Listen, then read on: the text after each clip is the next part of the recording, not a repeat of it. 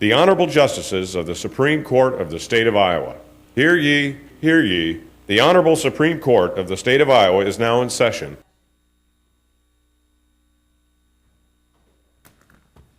Thank you. Please be seated.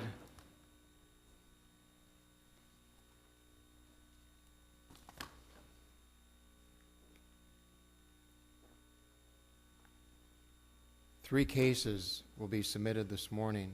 Those cases are State of Iowa versus Kent Anthony Tyler. Second case is Deborah E. McFadden, individually and administrator of the estate of Charles Walter McFadden, Jr. versus Department of Transportation. And the last case is Uzma Amin versus Iowa Department of Human Services. The last case is now submitted to the court without argument. And before hearing the arguments in the first case, I would only welcome the students from Marshalltown High School to our courtroom this morning.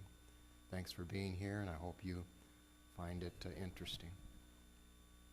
We'll now hear the arguments in the Tyler matter.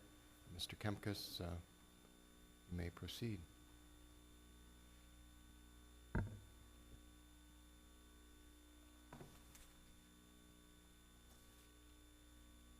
May it please the court. I'm going to ask the court to bear with me for the initial moments of this argument, because I want to talk a little bit about the evidence in this case, because I think it's critical. To set the scene for you, it's 1 o'clock in the morning in Des Moines, in a parking lot down by the Des Moines River. There's two people that are fishing there, Monica Perkins and Isaiah Berry. The parking lot's about the size of a tennis court, more or less, and 20 to 70 teens start appearing in the parking lot for an impromptu party. There are drugs and there's alcohol being consumed. In this group of teenagers is a man named James Shorter, one named Yarvon Russell, one named LaPrice Williams, and the defendant in this case, Kent Tyler. The defendant is an unemployed 18-year-old with no high school diploma, and he knows that fights happen all the time at these impromptu gatherings. Another outsider comes into this teenage group, and it's the victim in this case, 40-year-old Richard Doggenbaugh. Now, Mr. Doggenbaugh is heavily intoxicated, and when he arrives at the parking lot, he honks his horn at a man named Dorico Lowry, and so that he can park. And when he exits his vehicle, Lowry and he exchange words. He then stumbles off into the crowd, and either the crowd's attention is called to Mr. Doggenbaugh by virtue of the exchange of words, or Mr. Lowry yells out to the crowd. At that point, a circle of teenagers forms around Mr. Doggenbaugh. Now, Brianna Billings is a young lady who's attending this party, and she sees these four young men circling around Mr. Doggenbaugh, and she makes a warning to her friends, and she says, "Let's get out of here. I've seen it all before. I know what they're capable of. I know what is going to happen. I've seen them fight before." Now, her words quickly become reality, because the defendant delivers a haymaker to Mr. Doggenbaugh's face, and it knocks him down. And like a boxer who's TKO'd, he tries to get up but can't. And at that point, Mr. Shorter, who is probably appropriately named Booter, Mr. Russell, and Mr. Williams immediately join in on the attack. They kick, they stomp, and they jump on Mr. Doggenbaugh as though he's a trampoline. Defendant doesn't intervene. And we know he's there because later on at the police station, he talks about leaving the scene later on with his brother.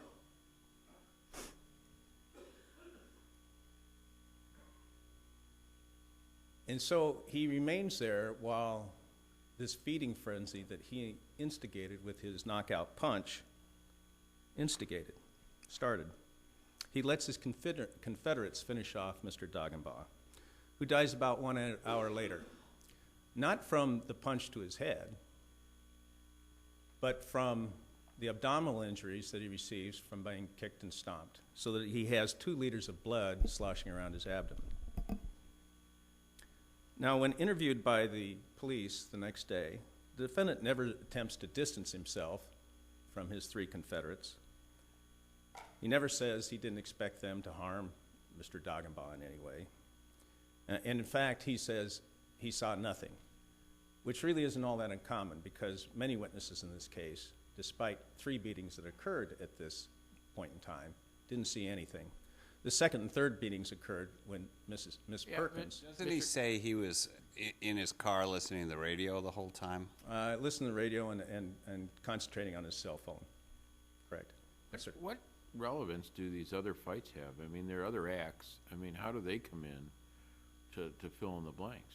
Well, as the district court explained in its ruling, they said those were highly probative evidence of the defendant's intent and knowledge, which, as was an important element for the state to prove in this case. So those were the facts from which the jury could find second-degree murder. Let's go into the fights a little further. Some of the facts, I guess, are undisputed. It's pretty much undisputed. The haymaker was delivered by Tyler, and that caused Dagenbaugh to fall. It's also clear, I think, from the medical testimony, that the cause of death was what you characterize as stomping, or because of the bleeding. Abdominal injuries, yes. In order to sustain your position, I think, you have to say that the clocking, if you will, that Tyler did of Dagenbaugh led to and is a sufficient basis to form criminal liability in the form of murder when other people engaged in the kicking of the mesentery area. And you're starting to work on that inference, but I'd like you to work a little more on it, frankly, because it seems to me there's no doubt there's criminal liability for the haymaker. But if he didn't engage in the kicking, and if others did, and he didn't intervene, is that enough to to support these convictions? Well, in this case, it is, and I will explain further. And I'll try and list out the things I think that you can take into consideration. First is his statement that he knows that fights happen all the time. And that may be true. That's just one part of it, Your Honor. I'm not saying, that he knows that fights happen all the time. The second, you look at the photographs that are introduced in the evidence in this case, he knows his friend Shorter has the hands of a fighter. If you look at them, they're heavily calloused. They're the hands of a fighter. Third, it's the nature of group activities for this to happen. It doesn't matter if it's the mafia, a criminal gang, Ku Klux Klan, vigilantes, motorcycle gangs, or even extreme religious sects. Where's the evidence of that? I mean, it's speculative. I mean, it's just as reasonable under this record that he threw the punch, knocked him out, the fight's over, I leave. Yes. And someone else comes and does something. Why is he criminally responsible for Well, that? first of all, that was the argument that was presented to the jury, and they rejected it. They could have found, based upon their common knowledge and experience, that when you have large groups of unregulated young men using drugs and alcohol, that violence is going to occur. And if I can continue on, the statement of Breanna Billings is critical. As Chief Judge Danielson points out in the Court of Appeals, if she knew something really bad was going to happen when these 4 men circled Mr. Dagenbaugh, certainly the defendant had to know that. She didn't want any part of it. She leaves. Doesn't Perkins say sort of the opposite, but I think it supports the state's theory. I told my boyfriend I didn't want to leave because I thought something was about to happen when I saw this group of individuals circling Mr. Dawnbaugh. That's correct, Your Honor. And doesn't she also say, and let me quote this, they started with the one, that means, I think, Tyler. I think it was the one guy hit his face, stomped on his face. They didn't just stomp on his face, they jumped up in the air and stomped on his face like it was a trampoline. Correct. That was one of my next points. The other part is he starts this, as you point out. There's no dispute that he did start it. After he sets that chain of events in motion, he does nothing to intervene. He's there. He doesn't say, "Hey guys, stop. Leave the guy alone. I took care of him." He says nothing. Where's the duty to do that? I mean, this is like murder by omission. It's sort of like the Freddie Gray case we just heard about. Well, I mean, where is the murder? Do we have murder by omission here? Well, Your Honor, it's not a duty. It's part of the evidence in this case. I'm not saying any one of these things. I'm saying if you look at, and as I continue down the list, I'm saying at the end of that list of things, you will see that all this was reasonably foreseeable. So again, he does nothing to intervene. Then when he goes to the police station, he lies, and no one watching that interview can come out to any conclusion that he is lying throughout the interview to protect himself, but also his three Confederates.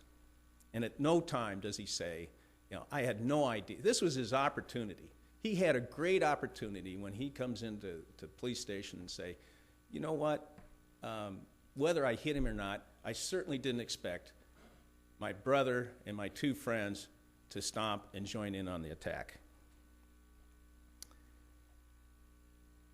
So I think if you take all of those facts into consideration, particularly Breonna Billings, particularly Monica Perkins, again, if they knew that something bad was going to happen to Mr. Dagenbaugh, certainly the defendant knew it. Now, let me move on to more of a legal point, if I could. Mr. Kempkes,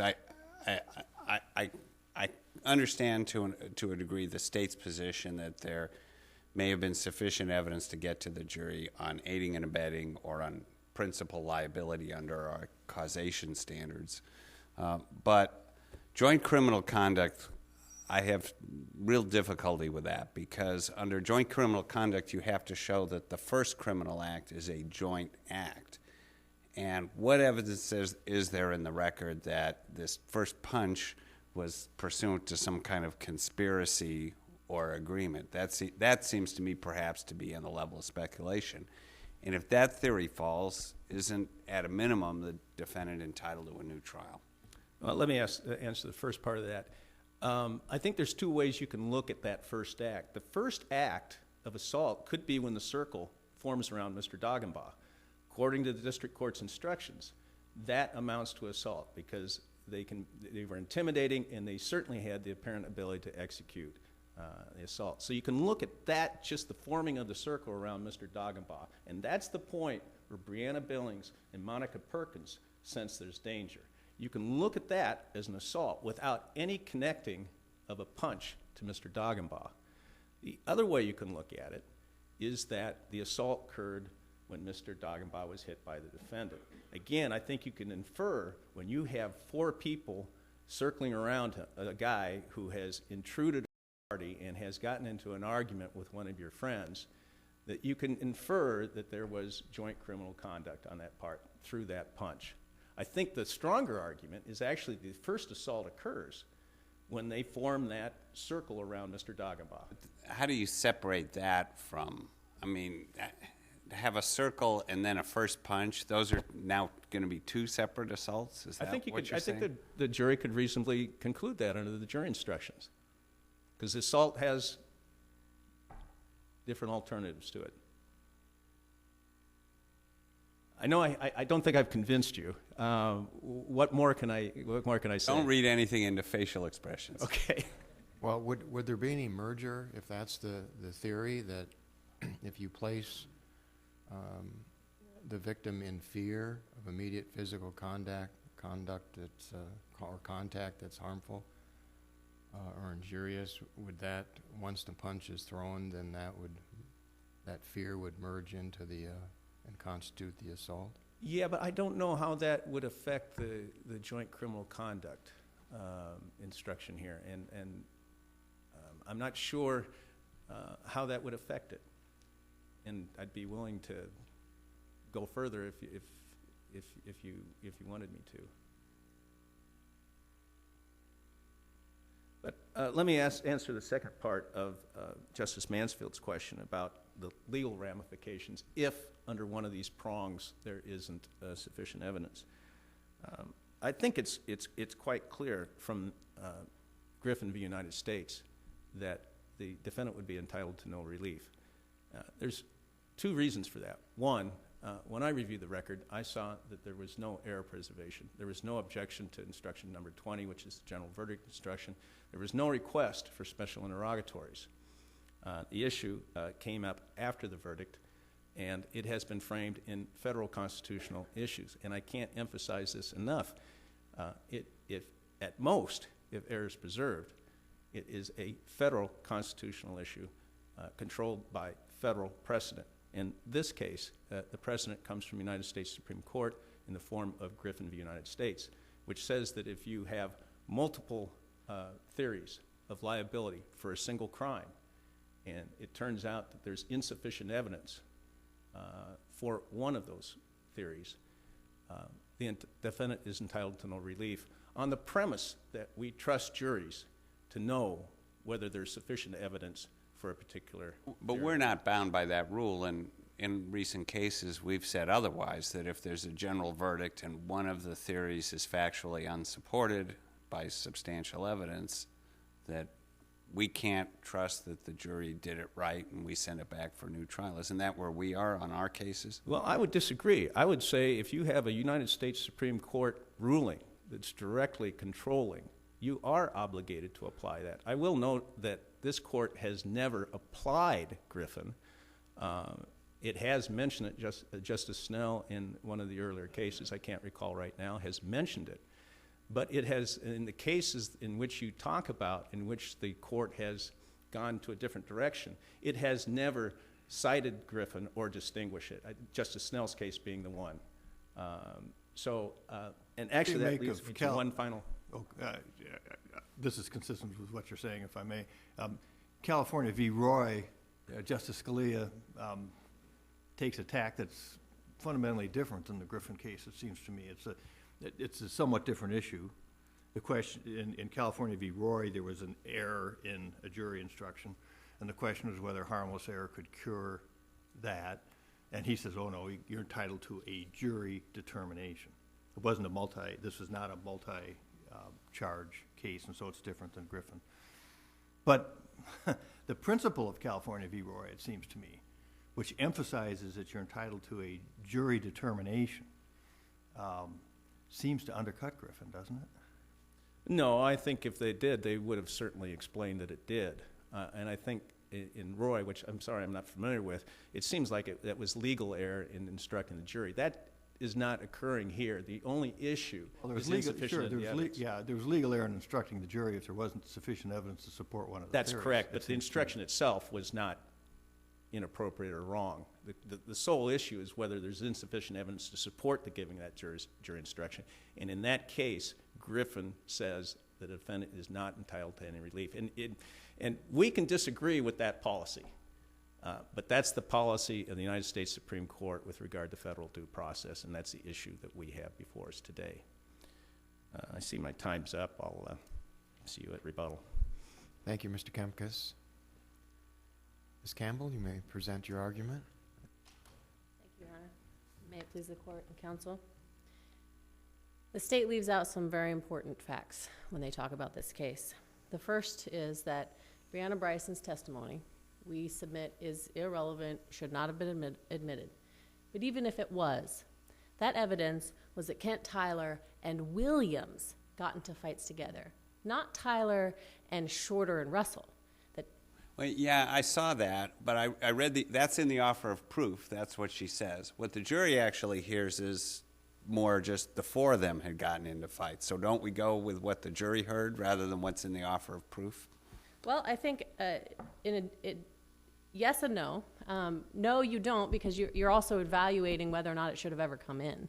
And if the evidence at the offer of proof was insufficient to ever come in, it should have never been even given to the jury. So you do consider it under that circumstance. And when it was offered to the jury, it was offered as Tyler and Williams. Now, Williams was acquitted, so you can't aid and abet a non-murder. But at the time that the jury heard, it was very vague. It was just in general they get in fights. There was no evidence that they murdered people. There's no evidence that they had malice aforethought. Wait. I don't think you're challenging that element. As I read, the only element you're challenging is causation, right? You're not. I don't read that there's a challenge to malice aforethought. There is a challenge to the entire verdict of whether or not aiding and abetting is sufficient. So in a way, yes, you're challenging every element because he has to aid and abet each element. We're saying there is no aiding and abetting of the actions by the other people. But then what about principal liability? And remember, we've said recently in causation, in the Adams case, for example, I think Justice Hecht wrote, we've said we're going to take the restatement of third torts, and that's our causation standard in criminal law, and that's but-for causation. And isn't there enough evidence of but-for causation to get the jury? But for this punch, Don Bob would not have died.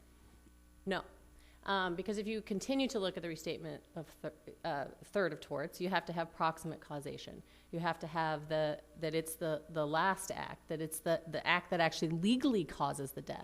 I don't read the third restatement that way. I put it this way: if this was a plaintiff's case and you were representing Mr. Don Bob's estate, would you be able to get to the jury on a wrongful death case against Mr. Tyler? No. You couldn't, for a number of reasons. I could raise that it wasn't the proximate cause, that there was an intervening superseding cause. That intervening superseding cause was these other individuals that actually killed Dagenbaugh. There's no question that Tyler didn't kill Dagenbaugh. I think you get there on principal liability just looking at but-for cause, because he isn't the but-for cause of the death. If you take the flip side of the state's argument, Shorter and them were going to fight that guy anyway. He was... they're saying that, oh, yeah, everyone knew they were going to fight. Everyone knew there was going to be a fight. And if Shorter actually had an intention to kill this guy, that was going to happen regardless of what Kent Tyler's actions were. And so it is Shorter's actions and Younger's actions that actually kill Dagenbaugh. It's their intent that killed Dagenbaugh. It's those two that have gotten convicted of murder properly. And so it's not Kent Tyler's actions. So they can't really have it both ways. They can't say, oh, but for the one punch, he wouldn't have died. Well, on the flip side, saying everyone knew they were going to kill him from the very beginning. You really just can't have both. And so I think if you look at them individually and you look at the principal liability, Kent Tyler's actions are not the but-for cause. His punch is not what causes the death.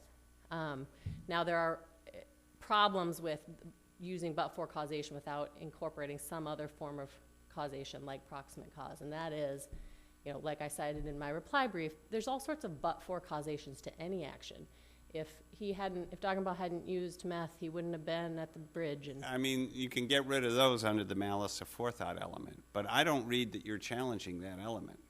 Maybe I'm misreading your brief, but that's the way I read it. I don't think it's briefed. That's correct, but you don't even get there on causation for principal liability. The malice aforethought comes in with the aiding and abetting and joint criminal conduct because he has to know that those people intended to kill, had malice aforethought and intended to kill Dagenbaugh. But under the restatement third and Thompson, aren't we basically saying that we're going to relegate these issues to the jury and let them sort that out in their deliberations? In a way, yes, but you still have to have sufficient evidence for the jury to come to those conclusions. There's still review. You can't just say we're never going to review causation. We're never going to review foreseeability. We're never going to review proximate causation. The court's still going to review it, even if a fact question is generally the question for the jury. In this particular case, there was no reasonable jury that could come to the conclusion that these facts fit the law. So as a matter of law, this, no jury could conclude that the death could have been the cause of the first punch. Correct. And I think the state would concede the death didn't come from the first punch. But with the state, to recharacterize the argument, and Mr. Kempkes will have an opportunity to correct me if I get it wrong, but what the state is saying is, look, you can't view that punch in isolation. There's substantial evidence in the record to show that the punch was the match to the fire, if you will, and that because Tyler was familiar with the way this crowd would likely behave, that put Mr. Downbaugh at substantial risk. I mean, the more was going to happen. He haymakered him, he fell, and Tyler knew darn well that was not going to be the end of this incident, that there was going to be more. Assuming we agree with that much of what Mr. Kempkes says, where does that leave us? Well, I can't let it go that we're going to assume that that's true. You've just read in a whole bunch of speculation into Bryson's testimony. That they've gotten in fights before does not mean that Kent Tyler thinks if I punch someone and he falls down, people are going to jump on him and kill him. That's a totally different question. Well, no, I didn't, and in my rendition, I didn't have stomp on him and kill him. What I did have in the rendition was that there was substantial evidence that Tyler knew his clocking of this. That's a colloquial term, but I think you know what I'm saying. His haymaker, if you will, was not going to be the end of the sequence of events. I don't think you have that. I don't think you have that under the evidence. What you have is that there's a fight. Do you lose if one were to assume, and I use Justice Mansfield's admonition, we know we're just exploring these facts, but if we assume that Tyler knew more was going to happen, is that fatal to your case? No, because he had to know that they were going to kill him. And knowing something's going to happen is different. That's first-degree murder. That's what he got acquitted of, right? Specific intent to kill. He wasn't found guilty of that. Of right? Premeditation. No, he wasn't found guilty of premeditated murder or first-degree murder, but he was found guilty of intent. You still have to have intent to kill and malice aforethought for second-degree murder, which you have to have some sort of agreement, especially under aiding and abetting or joint criminal conduct theories, and more specifically aiding and abetting. You have to have some sort of agreement to kill them. Not that I know my buddy has my back. I walk into a bar, I know if I punch someone and there's a fight, someone might defend me if I'm with my friends, but that doesn't mean I think my friends are going to jump on a helpless person and kill them. That's a totally different question. And we don't have those facts here. We don't have anything close to those facts. What we have are a series of speculations based on Brianna Bryson saying one time she saw Kent Tyler and Williams get into a fight. It's a little more than that. I mean, you have Perkins as well, and BB's testimony was, it wasn't just that I saw them had seen them get into fights before, but it was, I didn't feel good about this situation and I left. And I think that testimony combined with Perkins saying kind of basically the same thing, my suspicion is that resonated somewhat with the jury.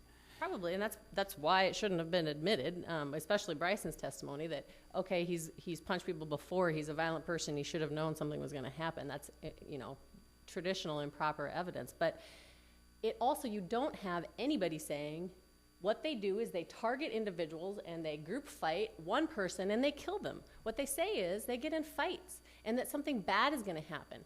Knowing something bad is going to happen is not knowing these people are going to jump on someone and kill them. That's a totally different thing. It's not sufficient to show that he knows that they're going to choose one victim, these other people are going to choose one victim, and it's not just going to be a giant street brawl. Fights are fights. They're not killing someone that's laying on the ground. It's a very different question. And for Tyler to know that perhaps if he got into a physical fight and he was losing and someone might join in is a different question than whether or not his friends are going to target a helpless person and kill them. That's a different question. And so I don't think that we get even to the inquiry of whether or not, if we assume what they're saying is true. We can't. They're not even close. They're not even close on what Tyler would have known at the time. Do you agree the evidence was sufficient to convict him for, I realize the jury didn't get to that issue, but for willful injury based on the punch to the head? I mean, it depends on which willful injury you're looking at, but yes, an assault, definitely assault causing injury. So what happens on remand if we leave the Court of Appeals opinion intact? They remand for order of acquittal, presumably on second degree. Does the state retry him on assault or willful injury in your view? We've had lots of debates about this, about what would happen. I think you could have a question as to whether or not there's double jeopardy on the lesser included. It's when there's an order of judgment of acquittal on the greater offense. I think that the Court of Appeals opinion would simply be entry of judgment of acquittal on the fact of the murders, the elements of the murders. And frankly, I think the state has a pretty solid argument that they could try him on something else, on the assault. Could you address the Griffin issue? Yeah, Griffin is not controlling.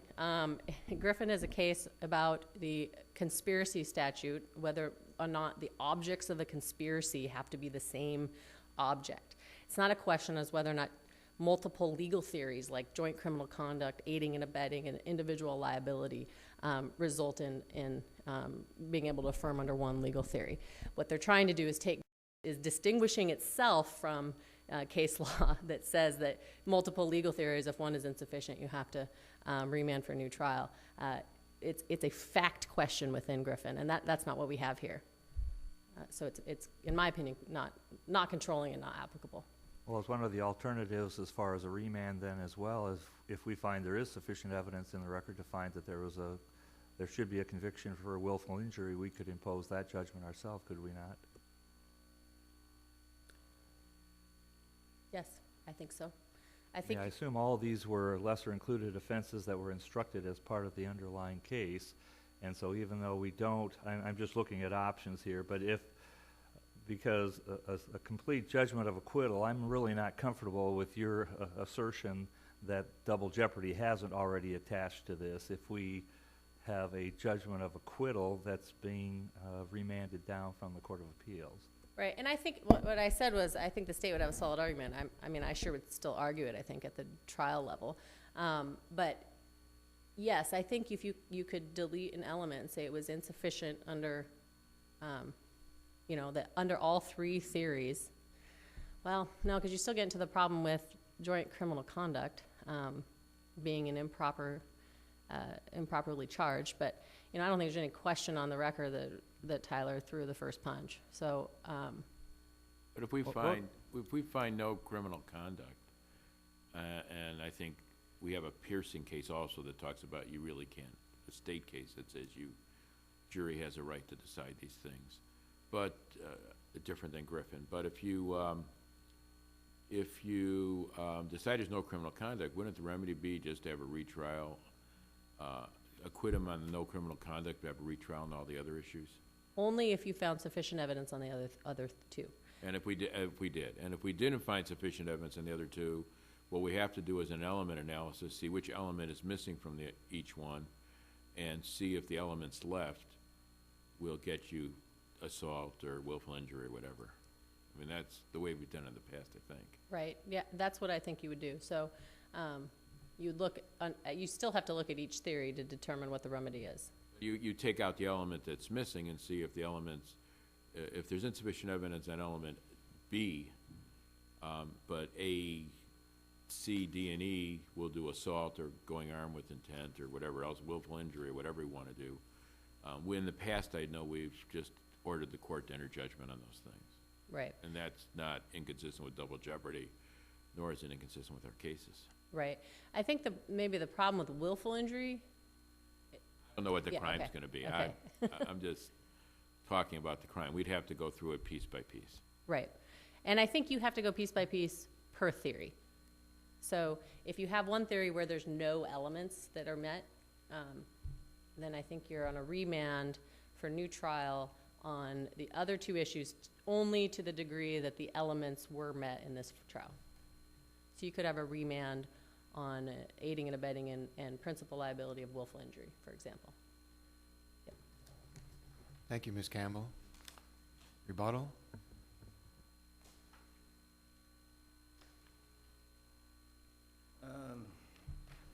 couple of housekeeping matters first.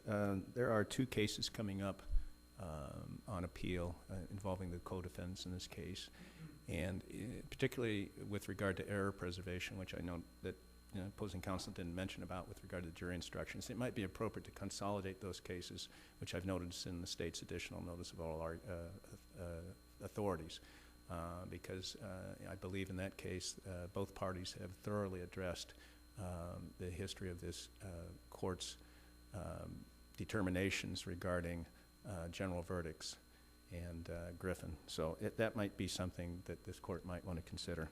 The second And thing, isn't the history we haven't adopted Griffin? well, I don't know if that's the right verb. I guess We the question refuse is, to- are we you refuse to should you apply it. follow it? Should you apply it? We Correct. refuse to apply it Yes. to this time, haven't we? And that's why I think it might be appropriate to consolidate these cases, because I understand those briefs thoroughly engaged in that analysis. The second thing I want to point out, and you have to look at this from the common sense of a cross-section of jurors in the community. This isn't a country club setting.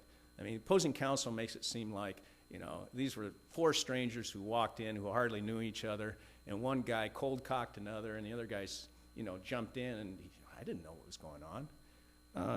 This, as was pointed out, this is a group of individuals who are forming a circle around a guy who's intruded upon their party. And it really was a matter of who's going to clock him first. And it was the defendant who did it. And you can view these series of acts as a single incident. They have a reputation for violence. It's known by Breonna Billings. Well, if you're a group, How many people did they kill prior to this?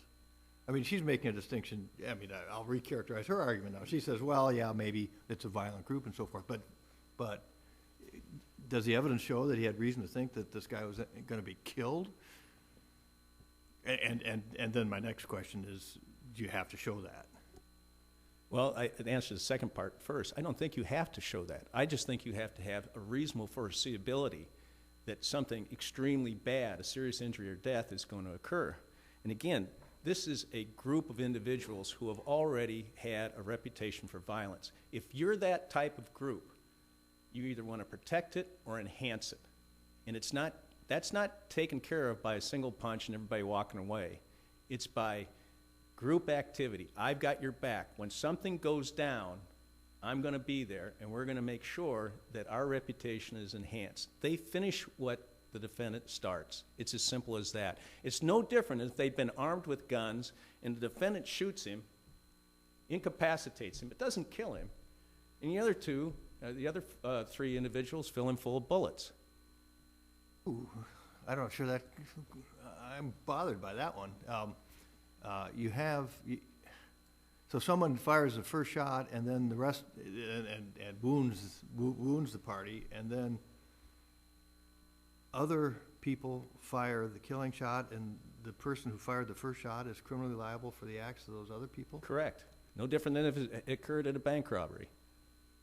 That'd be probably a felony murder, maybe, but Which wasn't charged here. Your This is problem- group activity, Your Honor.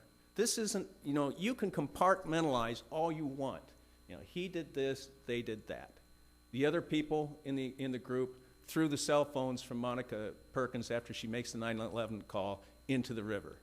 They all disappear at the same time. No, this is group activity of 4 young men. I see some of that, actually, and what I'm struggling with a little bit is a line drawing exercise.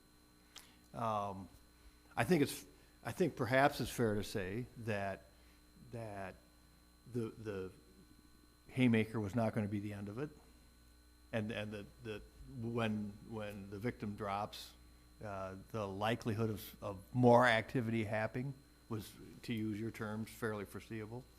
Could be, but you take it to be sufficient to show that the downbow is going to be killed. And I guess I'm struggling with that, both from a legal perspective and a factual perspective. And I know you say it's not necessary to get that far. You're kind of suggesting as long as he knew that there would be sequels, another blow, say, that's enough to sustain your convictions. Well, let me start with your first premise about line drawing. That's almost impossible in sufficiency of evidence cases. Each case is going to have its own unique set of facts. The question is, could a reasonable juror under these instructions come to the conclusion that the defendant committed second-degree murder? And I think the evidence shows that there is. Again, you or I, defense counsel, may not have voted for that. The question is, could a reasonable jury do it? And I think based upon their common sense, their knowledge, they could come to that conclusion. This is not a compartmentalized case. This is not involving strangers. This is involving 4 individuals who have a reputation for violence. And Brianna Billings knew what was going to happen, and Monica Perkins knew what was going to happen. The same thing with foreseeability. What it was going to happen, I mean, I'm being a little circular, I'm sorry, but they didn't know that this person was going to get killed. That was certainly a reasonable foreseeability, Your Honor. You're saying, like, okay, you get one, okay? You go out and commit a murder in the same situations. Well, you can't be found guilty of that. But the second time, you can be, because you knew it could happen the first time. That doesn't It'd surely be stronger. Well, it'd be stronger. The question is, again, can a reasonable jury infer from all this evidence? Isn't some of this the difference between first-degree and second-degree murder? I mean, if they knew that he was, if Tyler knew that the individual and intended that the individual die, then that's first-degree murder, which the jury didn't find him guilty. Right, and the jury did not. There was no specific intent to kill, because had the jury believed that evidence, they would have returned a verdict of first-degree murder. And I guess that's the long way of trying to make my point. And I agree with Justice Cady when he intimates, and Justice Apple when you intimate, that really this is a jury question. We leave issues of we prefer that issues of proximate cause be left to juries. And only in those rare instances do we not trust them to make the right decision. You may sum up, Mr. Kempkes. Okay. I guess it just comes down to this foreseeability and the factors I tried to enunciate. The jury could look at those factors and conclude, based upon their knowledge of human experience and what the evidence they heard, that that the defendant could reasonably foresee that Mr. Dagenbaugh would die. Thank you very much. Mr. Kempkes, thank you as well. The case of State versus Tyler is now then submitted to the court, and we'll now hear the arguments in the McFadden case.